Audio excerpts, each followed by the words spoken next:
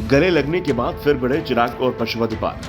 PM Modi के दबाव में चाचा भतीजा आए थे साथ। परिवार की लड़ाई से मुश्किल में दिख रही है बीजेपी। चिराग पासवान और उनके चाचा पशुपति पारस में चल रहा टकराव समाप्त होता नहीं दिख रहा है। बीजेपी की तमाम कोशिश भी सफल नहीं हो रही है। 18 जुलाई को जब दिल्ली में एनडीए की बैठक हुई तो उसमें एक पिक्चर सामने आई थी। चिराग पासवान ने अपने चाचा पशुपति पारस के पैर छुए तो पशुपति ने भी चिराग को आशीर्वाद दिया और गले लगा लिया। चाचा भतीजा गले तो मिले, लेकिन दोनों के दिल अभी तक नहीं मिल पाए हैं और उनके बीच पहले की तरह टकराव बना हुआ है। ये भी कह सकते हैं कि टकराव तेज होता दिख रहा है। ये भी साफ हो गया है कि चाचा भतीजे के बीच दिल्ली में गले मिलने की जो तस्वीरें सामने आई थी वो पीएम मोदी के दबाव का नतीजा था। पीएम के दबाव में ही पशुपति पारस ने अपने भतीजे को आशीर्वाद दिया।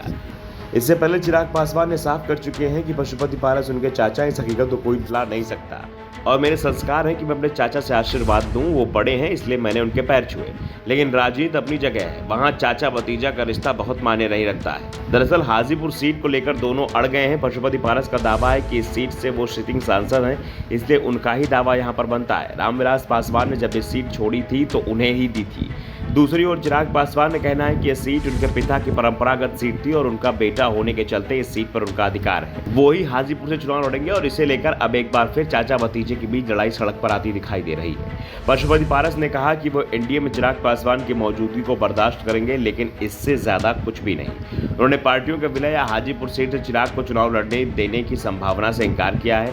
अपने भतीजे पर तंज कसते हुए पशुपति पारस ने कहा कि चिराग पासवान ये कहने वाले कौन होते हैं कि कौन सी सीट उनकी है। उन्हें जमुई जाने दीजिए, मैं हाजीपुर से चुनाव लड़ूंगा, इसमें कोई किंतु परंतु नहीं है। चिराग का हाजीपुर से चुनाव लड़ने का दावा निराधार है। मैं उन्हें सलाह देना चाहूंगा कि उन्हें अपने निर्वाचन क्षेत्र के लोगों को धोखा नहीं देना चाहिए और अपनी वर्तमान सीट से चुनाव लड़ना चाहिए। पारस ने चिराग के साथ मेल मिलाप और विलय की किसी भी संभावना से इनकार किया।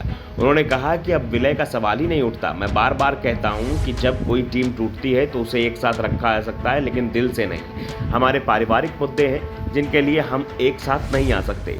पारस ने कहा कि चिराग के साथ हमारी लड़ाई 2020 में एनडीए का हिस्सा बनकर चुनाव लड़ने को लेकर थी, लेकिन उस समय वो पार्टी के अध्यक्ष थे और उन्होंने हमारी बात नहीं सुनी। 6 में से 5 सांसद एनडीए के साथ जाना चाहते थे, लेकिन उन्होंने हमारी बात नहीं सुनी। एक तरफ कहते थे कि भाजपा के हनुमान है, दूसरी तरफ उन्होंने 6 सीटों पर भाजपा के खिलाफ उम्मीदवार उतारे। इस बीच चिराग पासवान भी साफ कर चुके हैं कि वो हाजीपुर से ही लोकसभा चुनाव लड़ेंगे। बीजेपी हाईकमान से अब तक क्या बात हुई है वो मैं सार्वजनिक मंच से साझा नहीं कर सकता, लेकिन ये तय मानकर चले कि चिराग पासवान ही एलजेपी रामविलास पासवान की ओर से हाजीपुर से एनडीए उम्मीदवार होंगे। चिराग ने कहा था कि मुझे नहीं लगता कि बिहार में कोई बड़ी चुनौती है, क्योंकि लगातार गठबंधन बदलने से नीतीश कुमार की विश्वसनीयता पर सवालिया निशान लग गया है। नीतीश कुमार जिस गठबंधन का हिस्सा होंगे उसे नुकसान ही होगा।